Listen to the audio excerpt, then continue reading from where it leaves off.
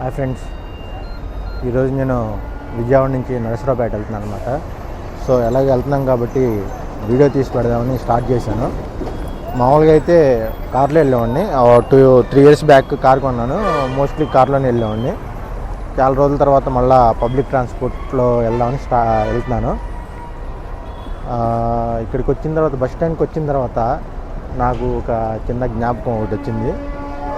బీటెక్లో ఉన్నప్పుడు 4 ఇయర్స్ మేము బస్ స్టాండ్ నుంచి కాలేజ్కి వెళ్ళేవాళ్ళం. నిమ్రా కాలేజ్లో చదివేవాడినప్పుడు నేను 4 ఇయర్స్ బాగా బస్సులో వెళ్తాం, ఫుట్బోర్డ్లో ట్రావెల్ చేస్తాం, బాగా ఎంజాయ్ చేసేవాళ్ళం అనమాట. అది కాకుండా కాలేజ్కి వెళ్ళిన తర్వాత బంక్ కొడతాం, క్రికెట్ ఆడతాం, మంచి ఎంజాయ్మెంట్. ఆ రోజుల్లో ఉన్న ఫ్రెండ్స్ ఇంకా తర్వాత మెల్లమెల్లగా తగ్గిపోయారు. ఇప్పుడైతే మనకి బాగా క్లోజ్గా ఉన్న వాళ్ళు చాలా తక్కువ మంది ఉంటారు. వాళ్ళు మాత్రమే మనకి కాంటాక్ట్లో ఉంటారనమాట.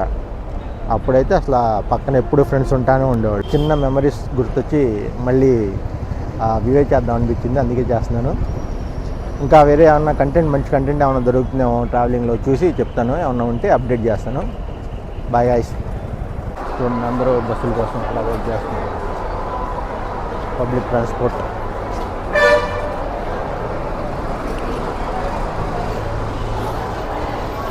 ఇది హైదరాబాద్ వెళ్ళేది స్టాప్ అనమాట. ఇక్కడ అన్ని హైదరాబాద్ బస్సులు అవుతాయి.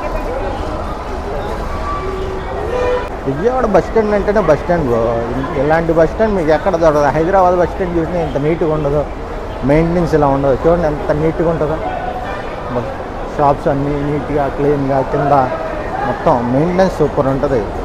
విజయవాడ అంటే విజయవాడ బ్రో. విజయవాడ విఎంసీ అంటే అసలు హైలైట్ అనమాట. స్మార్ట్ సిటీస్లో ఒకటి అనమాట విజయవాడ సిటీ. ఎప్పుడన్నా ఫుడ్ దొరకలేదు అనిపిస్తే ఎవరైనా ఫస్ట్ వచ్చేది ఎక్కడికంటే బస్ స్టాండ్ వస్తారు. ఎందుకంటే ఇది 24/7 ఉంటుంది. 24/7 ఎప్పుడు రన్ అవుతూనే ఉంటుంది. బాగా ఫేమస్ అనమాట. ఇంతకుముందు టిఫిన్స్ అన్నీ బాగుండేవి, కొంచెం కాస్ట్ తక్కువలోనే ఉండేవి. ఈ మధ్యన బాగా పెంచినట్టున్నారు. మళ్ళీ అన్నీ ఉంటాయి. ఫుడ్ స్ట్రీట్ స్టార్ట్ చేయకముందు మోస్ట్లీ ఎక్కడికే వచ్చేవాళ్ళు. ఫుల్ బిజీ ఉండేది నైట్స్.